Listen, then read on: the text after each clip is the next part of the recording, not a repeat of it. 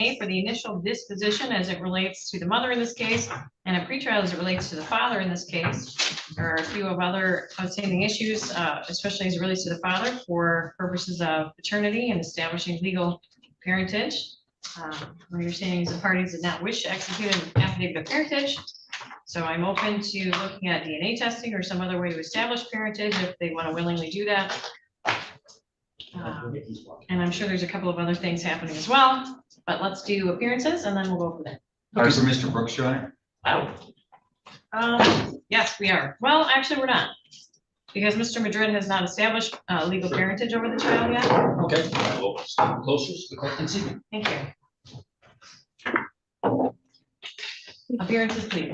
Carson Howard, lawyer, guardian ad litem. Nastasia Thomas. Excuse me, Nastasia Thomas, counsel for the department. Emily Salinas with the department. Abigail Patton, foster care worker. Will you please spell that? It's ABIGAIL, Patton, PATTON. Michael McFarland representing Ms. Allen. Ms. Allen, please introduce yourself. I'm Tiana Allen. I'm the mother of Cain. Thank you. Okay, let's try to refrain from using the child's name since we are on YouTube this morning. Okay, sorry. I had Miss Kristen Smith on this case as of the last time we were here. Are you still involved? I see you're logged in. Yes, Your Honor. I'm just the supervisor on the case. Ms. Penn is the ongoing worker. All right, thank you. And then just that way everybody's aware, the parents did complete an affidavit of parentage that was signed, notarized, and filed with the state. We're just waiting to get that the filed copy back. Oh, great. Thank you. Just go over for Mr. Brooks then, Your Honor. Yes, Mr. Okay. Or Deputy, you could invite Mr. Brooks in. We may have to ask him to step out to speak with his new client. We'll address it when he comes in. Very good, Your Honor. All right. Thank you for the update on that, Ms. Smith. You're welcome. All right, Mr. Howard. Yes, Your Honor. I was able to meet with the child on October 14th, 2025. He's doing really well in adjusting to his new home and environment. When I was there, he was very busy and just kind of getting it into everything. I observed, a few milestones from him, which were like fake play, drinking from a cup, moving from seated to standing, excuse me, and then just throwing objects. When I got the chance to see him, he had been in the home for about a week, and it was reported that he had gained a pound during that time. And then, from talking to placement yesterday, he's up 5 pounds since being in this place. Hang on one second, Mr. Howard. Welcome, Mr. Brooks. I just handed over a copy of the petition in this matter in case you didn't have it. And I would ask you to be so kind as to step into the hallway with Mr. Madrid to talk over how he might like to handle the case that's been filed against him. And if we need to look at a different pretrial date, I'm happy to do that after you've chatted. Right. In the meantime, Mr. Howard. He did have a recent pediatrician's appointment yesterday. And really the only concern that they had with the eating is just, nutritionally, just making sure he's, getting what he needs. And, they thought maybe the cause was he wasn't getting enough before, and, he just doesn't know when his next meal would be. The other concern that placement had was, in the middle of the night, he's having these, he just wakes up and starts screaming. So they addressed this with the pediatrician yesterday, and they're gonna do a sleep study to assess what may be causing these issues. They said that could take a while to get scheduled just because it has to be done by U of M, and they have a pretty big backlog. I haven't heard any concerns for how parenting time is going when it does occur in person or on virtually for mother. And there's just a little bit of agitated when he returns from parenting time, but I think at this point that's a typical response and should be expected. For now, I think it's in his best interest to remain in his current placement. All of his needs are met. Just for now, just give him time to allow mom to engage in her case service plan and really focus on some of the issues that are ahead of her. And, she's doing a great job already, into rehab and from all accounts, participating well in that program. And then depending on how things go, I think the same for dad. The child did not express his wishes due to his age. Thank you. All right, proceeding with the disposition as it relates to Ms. Tiana Allen. Ms. Thomas, any testimony today? Yes, thank you, Your Honor. If Miss Patton can be sworn in, please. Ms. Patton, come on up to our witness. You swear or affirm to tell the truth, the whole truth, and nothing but the truth, so help you God? Yes, I do.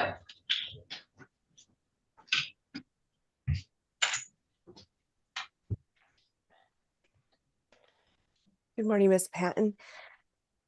You provide, excuse me, you've provided a court report for today's hearing, inclusive in a separate filing, a signed case service plan by mom.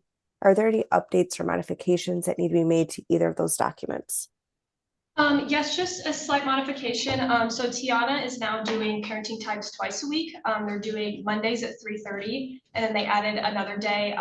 It's kind of based on the foster parents' availability. That'll also be 3:30 as well. And then she also will be in residential at Sacred Heart Clearview until around November 19th. She's going to complete the full 30 days. Thank you for that update. And at this time, the permanency goal for the child is reunification, correct? Yes. And what, I'm sorry. What are the barriers to reunification? Just the substance abuse. Obviously, she's in rehab, so she's already taken a step to that. And that's the main one for now. Okay.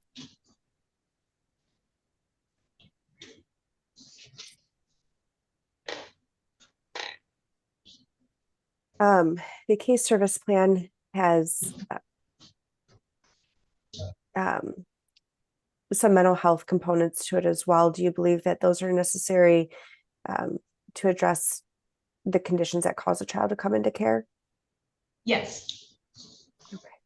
And has, to the best of your knowledge, has mom, other than the substance abuse treatment, engaged in any voluntary services? Not to my knowledge, no. Okay. And how is parenting time going? It is going well. It's kind of hard just to his age. It's kind of hard to keep his focus for the full time, but other than that, I've heard they've been going really well, and Tiana's been engaging with the child. Okay.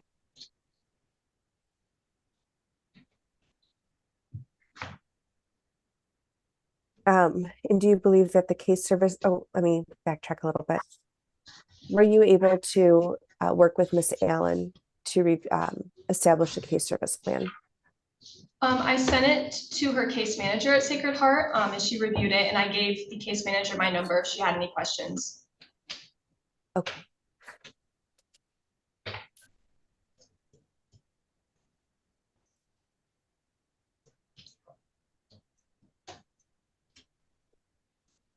Are you able to meet with Miss Allen while she's at Sacred Heart? Yes. Okay. And it looks like she signed all the releases and has been pretty cooperative. Is that accurate? Yes. Okay. And is there anything for today's hearing that you'd like the court to know? No. Okay, thank you. With that, Your Honor, I have no further questions of Ms. Patton. I would move to admit the court report with the attachments and the signed case service plan. No objections. No objections.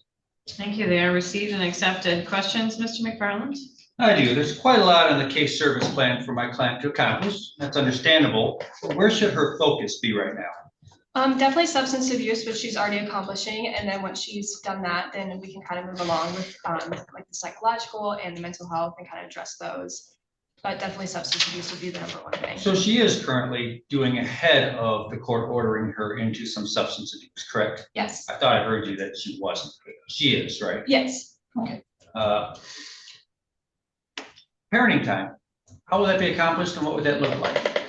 So right now they're doing video calls twice a week, and it's only through, I heard that she would be released on the 19th. So after that, she would join Michael during his parenting times, Tuesday and Thursday. Okay. She'll be released to the community here or someplace else, do you know? Here, I believe. Okay, okay. That's fine, I'll ask my client any further questions. Nothing further, Your Honor. Questions, Mr. Howard? No, Your Honor. All right. Would you be able to get a copy of the probation terms and regularly verify with Tana Allen's probation officer that she's in compliance with those? Yep, I can do that. Great. I'll be calling you, Miss Allen. Okay. Uh,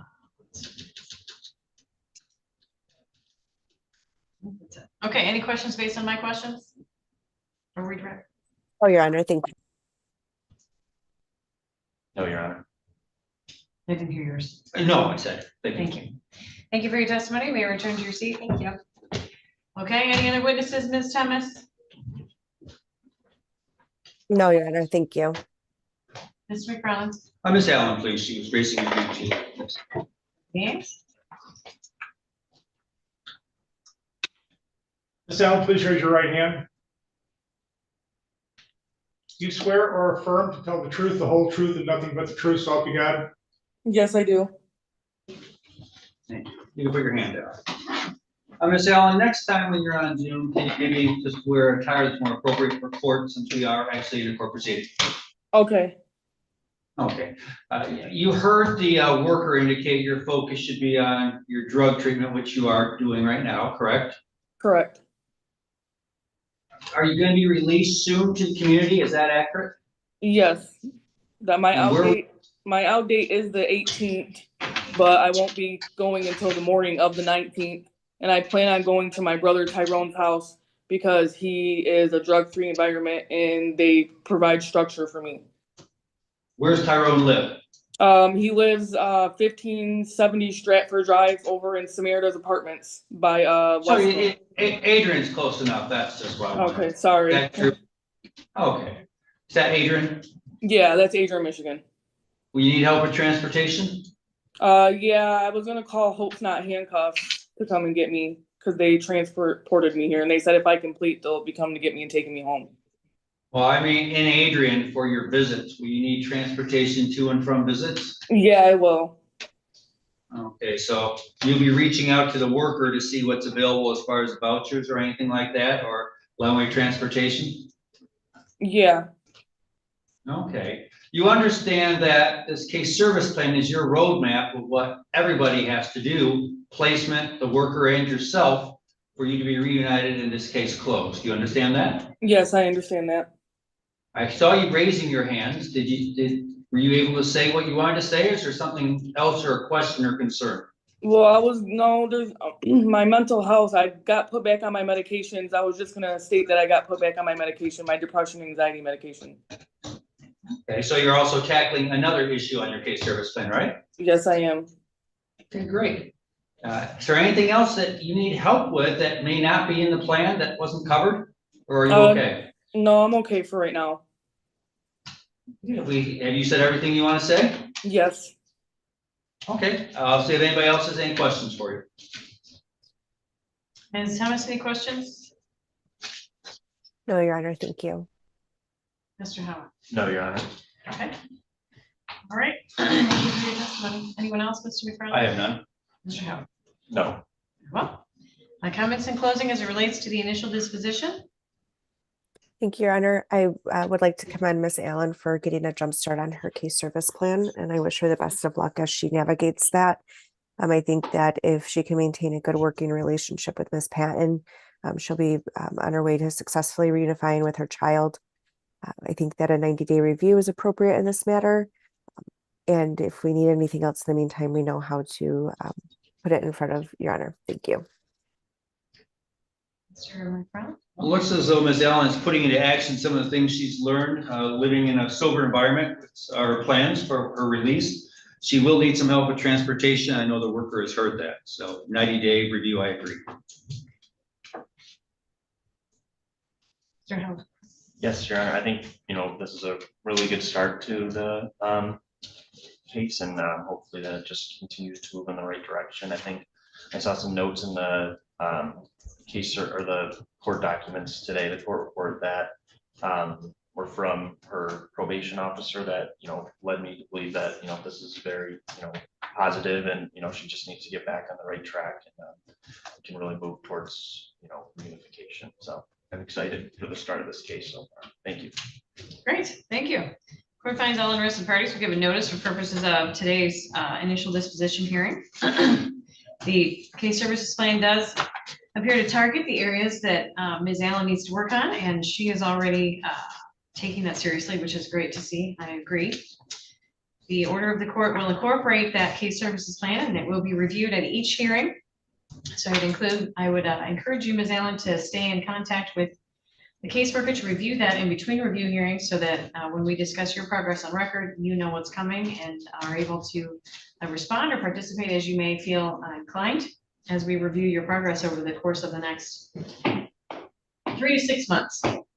In your case, I want you to understand that my expectations in a case like this, especially where substances have such significantly affected a child, I will expect a long-term period of sobriety to demonstrate that you're able to provide that safe and stable environment for yourself and for your child, as well as all of the other areas that we would look at, like employment and housing and consistent treatment for some of the diagnoses that you've already shared with us about today. So I wish you the best of luck in doing that. It will obviously be beneficial for yourself and for your child. And we'll look forward to your progress on those points in the coming months. Thank you. You're welcome. The next review is scheduled for Tuesday, February 3rd. Does it matter if it's in the morning or the afternoon? It doesn't matter to me. Okay. Okay, well, let's schedule it for 9 AM on Tuesday, February 3rd. Okay. And when we're off the air, can we ask my client's new address so she can receive the order? Yes. So Ms. Allen, if you could stay on with us for a few minutes, please. Okay. Let's sit here. All right. In the meantime, the child will remain in placement that is the safest and least restrictive under the circumstances as Ms. Allen undertakes her rehabilitation efforts and efforts in the other areas under the case services plan. Mr. Brooks, welcome back. I never left. Fair enough. But you have had a chance to talk with your client. I have. How would you like to proceed? My client's going to do something similar to what the mother of the child's done, and that is it's going to plead no contest. The reason we have that available to us, obviously, is that there is the potential for criminal charges for criminal use of methamphetamines. And so that is the route he wishes to take. Objection? No position. None, Your Honor. No objections, Your Honor. Very well. We have done, I believe, the Native American Heritage Inquiry, and your client has signed the affidavit of parentage, putting him in a position where the court can accept his plea at this time. Deputy Ames, should you swear in Mr. Michael Madrid, please? Oh, I'm sorry. Yes, Michael Madrid. Is it okay to say where he's at? Yes. Raise your right hand, please, sir. Do you swear or affirm to tell the truth, the whole truth, and nothing but the truth, so help you God? I do. And Mr. Madrid, typically in a situation where I'm taking a no contest plea, the attorneys will ask me to look at the contents of the petition, which you, I'm assuming, have just looked at with your attorney. And then I would make the determination as to whether or not there's been a violation of the statute and accept your plea. So you're not going to be officially admitting any of that, but I will be accepting those allegations as accurate. Do you understand that? Yes. You have to speak up because it's being recorded. Okay, so would you confirm for me that you do in fact want to enter a no contact, or a no contest plea, understanding those terms? Yes, Your Honor. Okay. If I accept your plea, you are giving up your right to a trial by judge or a trial by jury. The right to have the petitioner prove the allegations in the petition by a preponderance of the evidence. The right to have witnesses against you appear and testify under oath at trial. The right to cross-examine witnesses, and the right to have the court subpoena any witnesses that you believe could give testimony in your favor. Do you understand you're giving up or waiving those rights if you enter a no contest plea? Yes. With regard to the consequences of your plea, or in other words, what will happen, the court will do the following. There will be continued investigation by the caseworker to see what the problems are in your family and how and whether they can be solved. The court could dismiss the case if there's no need for the court to be involved. If it appears that there's a problem that may be solved, the court can make the child a temporary ward of the court, placed with mother or father or with relatives or in a foster home, in order programs for you and your child, such as counseling, drug and alcohol treatment, assessments, and parenting classes. if it appears you will not be able to provide a proper home for the child in the reasonably foreseeable future, or could terminate your parental rights. In regard to the plea itself, the plea can also later be used as evidence in a proceeding to terminate your parental rights. Mr. Madrid, do you understand the consequences of your plea? Yes. Do you have any questions about any of the information I've given you so far? Are you currently under the influence of drugs, alcohol, or anything else that could get in the way of you understanding what you're doing this morning? Is anyone making you admit to the petition? No. Has anyone threatened you in order to get you to enter a no contest plea? No. Has anyone promised you anything in order to get you to enter a no contest plea? No. Would you say your decision to enter a no contest plea is one you've made of your own free will? Yes. Okay. All right. As it relates to the issues to be outlined in the petition itself for targeting in the case services plan and reunification, do you have a preferred witness for that, Ms. Thomas? Your Honor, if I may just suggest, at the last hearing, Mr. Madrid was able to testify at the preliminary hearing. I think that his testimony also kind of serves as a factual. I know that we can't, in a no contest, we can't question him directly on the petition or the factual basis. However, I think in addition to the petition, if we could just utilize the petition in his testimony for the factual basis, and then I can outline the areas of need, if that's okay with the court. Any objections? I have none. No, Your Honor. Very well. Go ahead and do your summary as you wish, Ms. Thomas. Thank you so much, Your Honor. I believe that the issues that are causing this child to be in care at this time as it relates to Mr. Madrid are obviously we have some concerns about substance abuse and use, some concerns about the housing environment. We understand that we need some support with budgeting and financial resources to ensure he's able to care for himself and his children. Did some parenting classes, and I think getting some mental health started or an evaluation like a psychological would be really beneficial to ensuring nothing else needs to be addressed. I think those are the main issues at this time. And obviously ensuring he's addressing any criminal charges that are pending or any court cases that are pending. May I make a comment at this point? Of course. My client is concerned about the potential for criminal charges. And I've explained to him that this proceeding here in no way is a criminal court, nor would there be any jail sentences imposed upon him for his plea of no contest. That's accurate. Now, after we institute the case services plan, that can sometimes come with show causes for failure to show adequate efforts on that, but it wouldn't be as a result of anything. But it's not criminal. Right. All right. Are the attorneys satisfied with the advice of rights and the factual basis of the plea? Yes, Your Honor. Mr. Brooks, if you could just confirm. That would be correct. My client has had a chance to talk to me to the extent he needed to, and here we sit, ready to enter our plea. Okay. Are you satisfied as well, Ms. Thomas? Yes, Your Honor, thank you.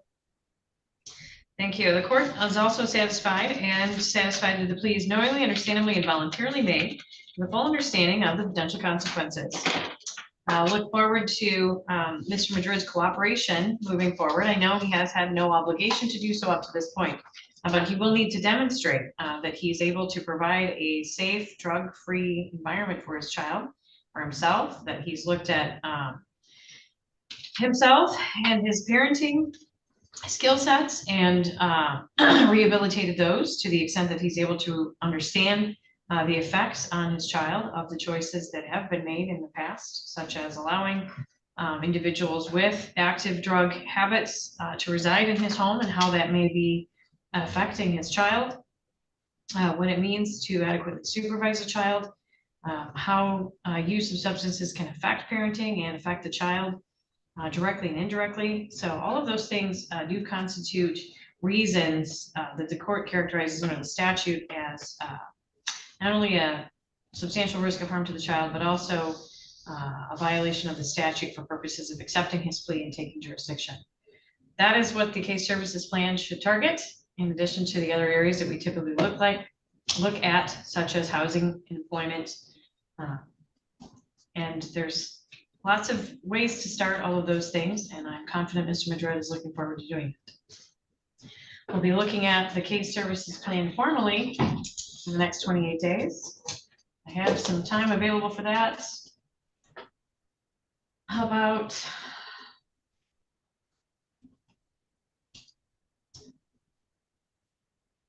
the first week of December? I have 1:30 on Monday, December 1st. For the initial disposition as it relates to Mr. Madrid. Are you available then, sir? Yes. Time? 1:30 p.m., Monday, December 5th. December 1st. Monday, I'm sorry, December thank 1st. you. December 1st. Yes, December 1st at 1:30. All right, the child will remain in placement. That is to say, this is restricted by the circumstances. Mr. Madrid, you can look forward to meeting with Ms. Patton and maybe Ms. Salinas or whoever else calls you up to talk about what your plan is going to look like. Unless you have any questions, that's all for today. I have one final question. Sure. The initial report that I'm reading said that my client is a putative father, but Mr. McFarland told me walking in here that that base has been covered by my client. Is that right? Yes. He Right. signed an affidavit of parentage. I have a copy of that where it's submitted to the state of Michigan and we're awaiting the official number, but I'm willing to accept that affidavit. Thank you, Your Honor. Thank you. All right, Ms. Allen, if you could hang out